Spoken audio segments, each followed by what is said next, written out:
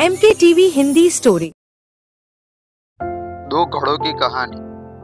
नदी किनारे एक छोटा सा गांव बसा हुआ था। नदी गांव के लोगों के लिए पानी का प्रमुख स्रोत थी, लेकिन जब बरसात के मौसम आया और गांव में कई दिनों तक घनघोर बारिश हुई तो नदी में बाढ़ आ गई और बाढ़ का पानी पूरे गांव में भर गया।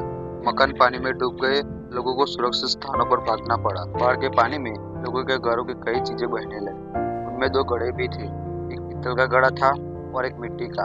दोनों ही घड़े पानी में खुद को बचाने का प्रयत्न कर रहे थे। पीतल के कठोर और मजबूत घड़े ने जब मिट्टी के कमजोर घड़े को संघर्ष करते देखा तो सोचने लगा कि मिट्टी का ये कमजोर घड़ा आखिर कब तक खुद को डूबने से बचा पाएगा।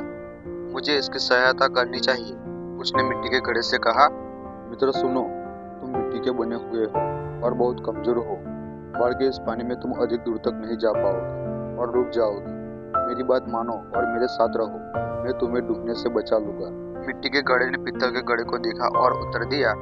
मित्र, तुम्हारी सहायता के प्रस्ताव के लिए धन्यवाद, लेकिन मेरा तुम्हारे आसपास रहना मेरे सलामती के लिए उचित नहीं है। तुम ठहरे पीतल के बने घड़े और मैं मिट्टी का घड़ा।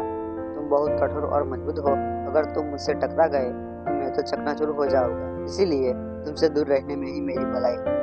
मैं स्वयं ही खुद को बचाने का प्रयास करता हूँ। भगवान ने चाहा तो इसी तरह किनारे तक पहुँच ही जाऊंगा। इतना कहने के बाद मिट्टी का घड़ा दूसरी दिशा में बहने का प्रयत्न करने लगा और धीरे धीरे पानी के बहाव के साथ नदी किनारे पहुंच गया।